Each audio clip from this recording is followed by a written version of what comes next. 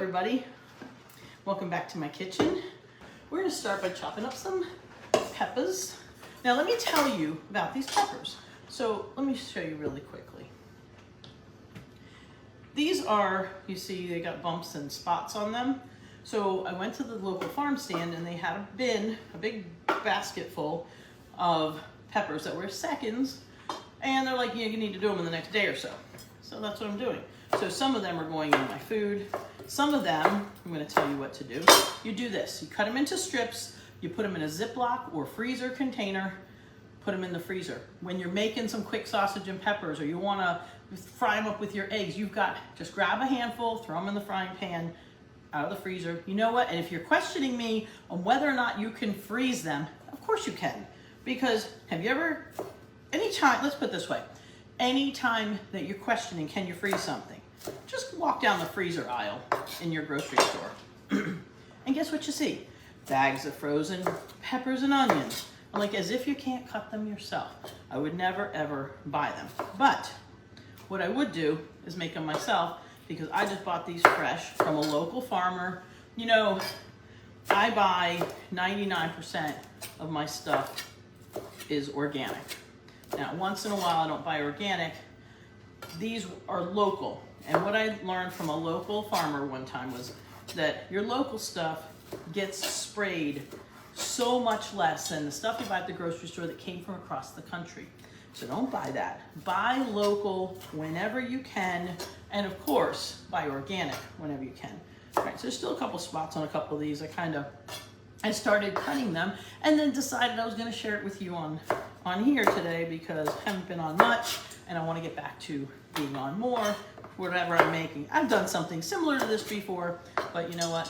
You can never have enough of peppers and onions. But I did want to share with you about buying fresh stuff from the local farmer. So I had a local farmer here. I have a couple wonderful farmers near me, and I try to patronize different ones whenever I can. I have a couple favorites, but I don't like to say who's my favorite out loud, but you know. They're all good, and they all have something special about them. So actually that's probably enough. These I'll probably slice up and freeze, because I think I cut up too many. Now the other thing I bought from this farm the other day was a bunch of tomatoes. This has a couple of spots on it, but guess what I'm gonna do? Wash them, put them in, I'm gonna have my pot of boiling water. I just have one box. Now, you can a million things at once and take a whole day, and everybody looks at it who doesn't can. They look at it as daunting. Oh my God, how am I gonna do all these tomatoes all by myself? You know, I don't know how to do it, blah, blah, blah. Guess what? You can do it really easy. You put your tomatoes, you core them, throw them in boiling, or you don't even core them. Throw them in boiling water for like a couple minutes. The skins start to pop. As soon as the skins start to pop, just have a big bowl of ice water next to your pot. Take them out of the pot, throw them in the ice water. They're blanched. But now the skins come off real easy. Let them cool off, pull the skins off, squeeze out the seeds. You can actually just can the whole tomatoes like that, okay? Put a little of the tomato juice in there and a couple leaves of basil. That's the easiest, quickest way. You have canned whole tomatoes. Later on, I mean, if you want to then go the next step, you can puree them, you can turn them into sauce, cook them down, make actual sauce. Then all you got to do is pull it out, heat it up, and you've got your own. Forget that other jarred crap at the store. You got your own stuff that you made with your ingredients. You know exactly what's in it. No sugar, no preservatives, no nothing. Anyway, okay, besides that, on my little rampage of au naturel right now. I was just moving a little butter pan.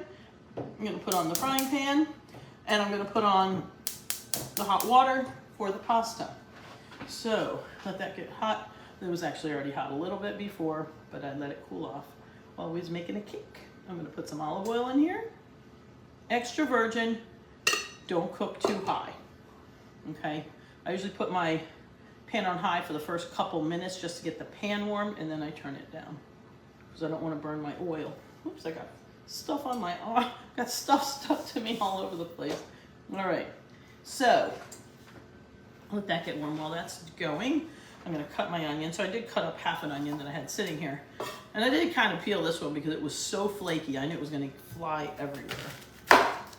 But when you get down to it, by the time you're done boiling the water, you can have a meal. So, you know, that's pretty cool. I'm gonna do these whole. This is not a really big onion. If this was a big onion, I'd cut it once in the middle and then slice it. But these aren't that big. They're about the size of the peppers, so. Got some red peppers. Ooh, oh, there you go. You hear it? I just needed more stuff in there. All right, now the other important thing is the sausage. Because we're gonna make a sausage and, oops, I had these other couple little onions there. Because I had one from this morning, or from whatever it was. Okay, so you can cook sausages whole and then slice them if you like perfect neat little circles. You can slice them up raw and they're all squunchy and gross looking because they fall apart because it's soft and mushy. Or you can take them out of the casing. Watch this. Take them out of the casing and put them in little chunks in your thing, and then you get more flavor of it around. So the casings are fine, but that's what I'm gonna do. Hold on, get my big spoon. Now you can do this in a separate pan.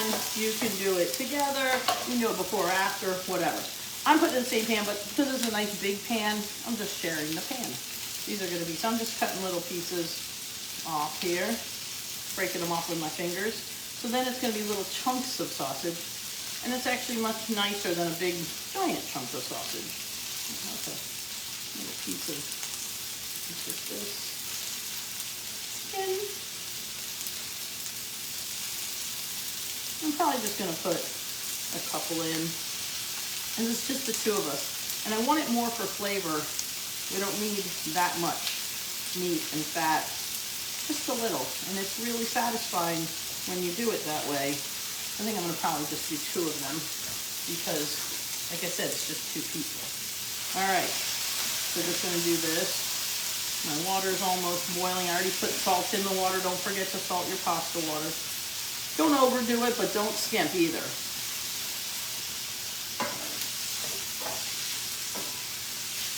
Oh, this is nice. Because you know what, how much meat I use on a given meal is determined by each meal before and what I'm gonna make next. So for example, this morning on the way home from my pill shot in my knee, we stopped and had breakfast. And we just had, you know, like a little, actually there's a farm stand near us, Parsons Farm, love them, shout out to them.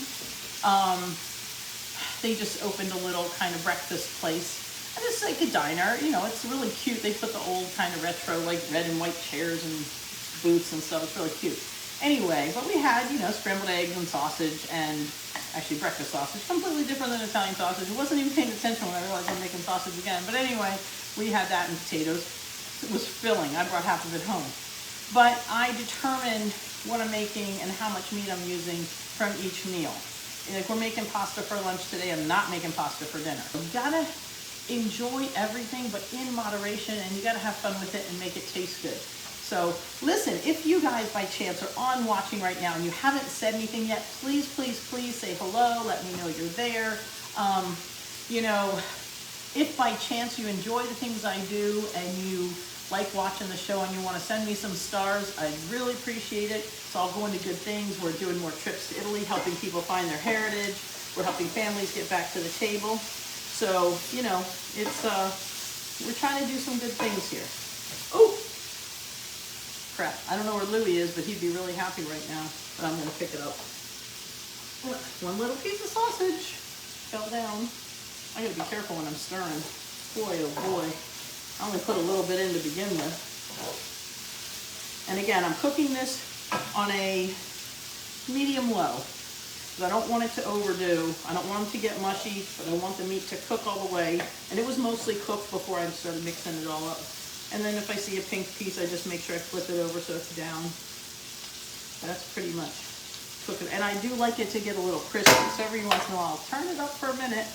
And the pasta water is almost boiling. So let me tell you about the pasta I'm using.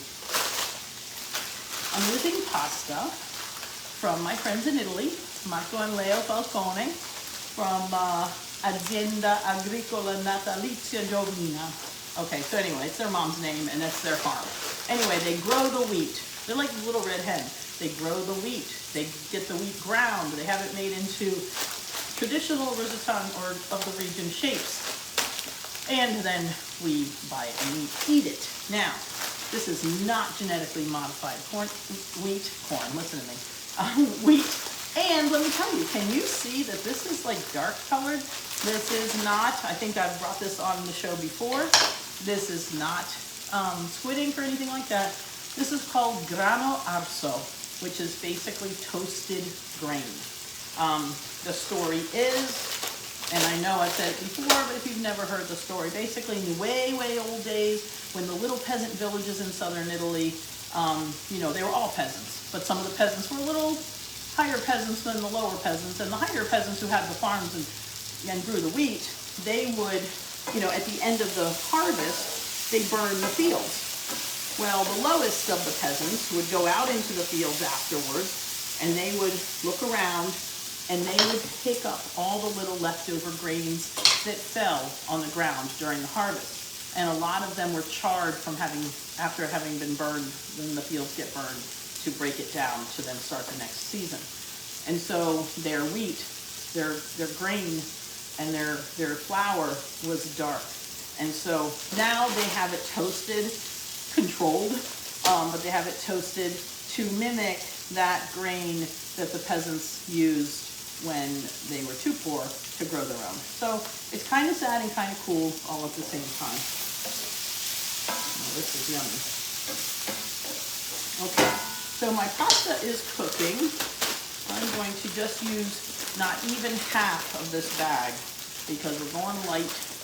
We're having pasta only midday, but even not heavy. So, okay, just over half. And I mean just under half. I still have more than half a bag, which I like to use little bits at a time. That way we're not overdoing it, but we're enjoying it. All right, so now this is on low. My sausage is getting a little crisp edges, which is exactly how I like it. And my peppers still have, let me see, lots of color. And they're not mush. So actually, I'm going to go ahead and turn that off. But it looks like they're pretty much done. The only thing I'm going to add to this right now, I'm going to add a pinch of salt. Now there's some salt in the sausage, so I'm not going to add too much. Some black pepper, because, you know, love black pepper. And because Pasquale is in a spicy mood today, I'm going to put a little bit of hot pepper flakes. Let's do another. Okay, a little bit of hot pepper flakes. That's optional. You don't like heat, don't do it. But I'm going to turn this around so they kind of touch the bottom and warm up, and it gets the flavor throughout. Ooh, that's loud. Ooh. And then I'm going to wait a minute. Oh, you know what I'm going to do? Because you know me. I love my oregano from Roseto. This is a pipinette, we call it. Someday I'm gonna offer this as a item to sell. One little stick in there, because this comes straight from the village. Little teeny bit, just a pinch. I mean, that was like just little flakes. That's all it takes, just a hint. Don't, please, please, please don't overdo your spices. Don't overkill them, because you know, that's the American way. We think that the more oregano you use, the more Italian it is. And boy, oh boy, is it not. And I'm going to put just a smidgen. Just a smidgen. I love these bottles. A little bit of vino. Probably like 2 tablespoons. Literally just, hear it sizzle? A little extra flavor.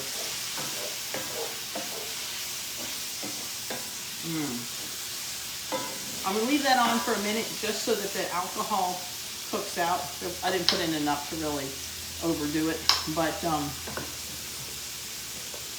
that's it. So basically, once that pasta's done, now that pasta, because it's like fresh made and stuff, and it's dried and it's really natural, takes an extra minute to cook. But once that's done, I'm going to scoop it out and put it in here.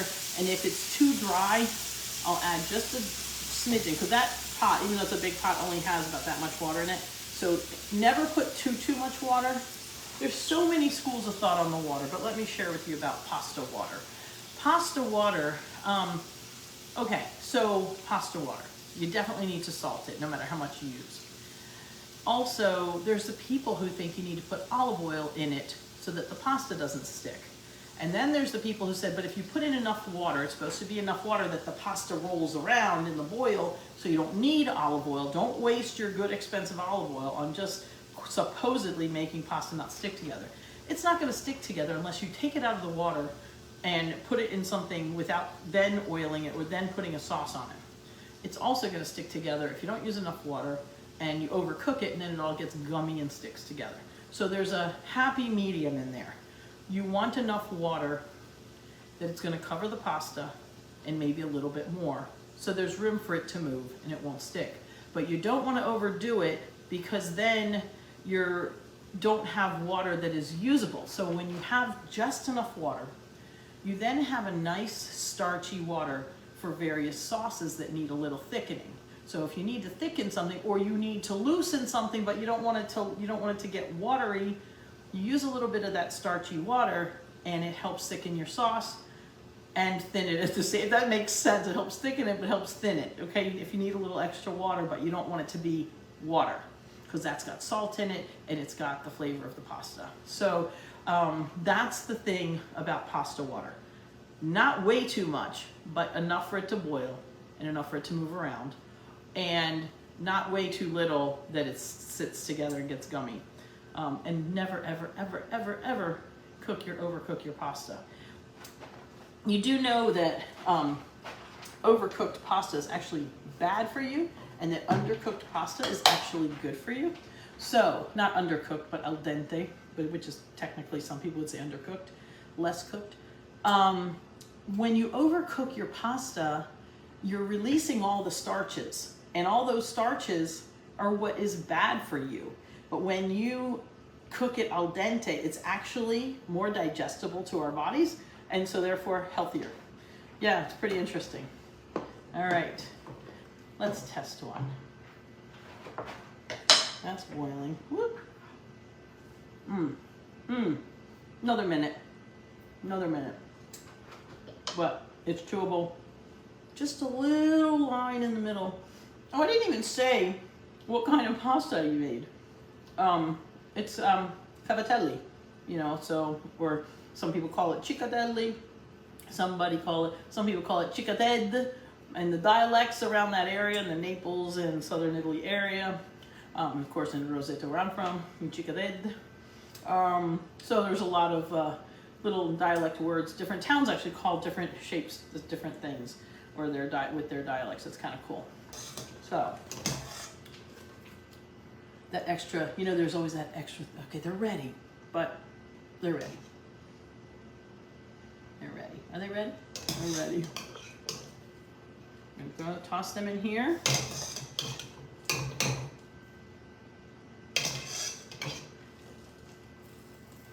I'm going to turn that water off, because I'm getting hot. See this? I don't know if you can see the steam, but I can feel it. There's always like one last one that wants to be elusive. Okay, found it. All right, we're just gonna stir this all around.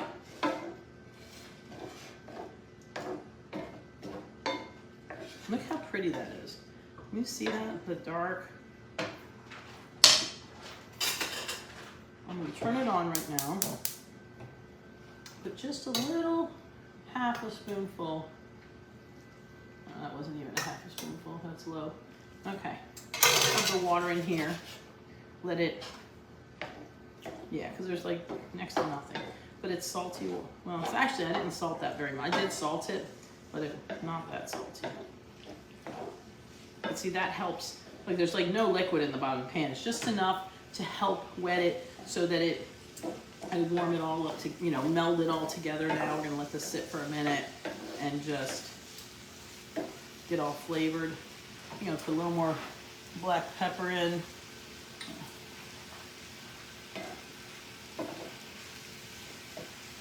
This is gonna be yummy with just a smidge of grated cheese on top.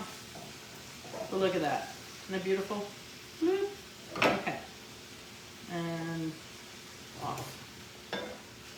Just enough wetness to make it All right, watch this. Hold on. Just because, you know, there's so many people on TV and on YouTube and stuff. They don't test their stuff because, you know, on the camera, you know, because they're like afraid of looking stupid chewing stuff. I have no problem with that.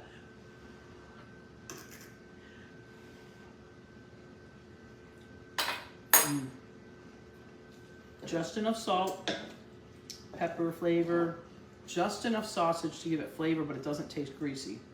You know, wooden spoons are wonderful for stirring in non-stick pans, but they aren't very good for scooping things out. So I'm going to be very careful here. I'm going to show you how pretty this pasta is. But please make sure that you say hi to me while you're on there. So I've got red peppers, yellow peppers, white onion, purple onion. Look at how pretty this is. Look at that. Isn't that nice? With the with the dark pasta. I love it. It's so good. I can't wait. Pasquale loves this, so it's one of his faves. So anyway, please subscribe to Dorina's Kitchen on Facebook. Please subscribe to Dorina's Kitchen on YouTube. Please subscribe to my Instagram. I'm on all of them under Dorina's Kitchen. You can find me, just Google me. You'll find all my social media. Please like and follow and share and subscribe and do all that stuff. Because even just that one little teeny gesture on your part, add them all up and it means something to me eventually. I don't know what and I don't know when, but it will. So please, if you don't mind, share my stuff as much as you can because my life depends on it. No, I'm just kidding. I'm fine and healthy, but anyway. Okay, I'm babbling today, but that's okay. Ciao, and I love you, and I'll see you soon.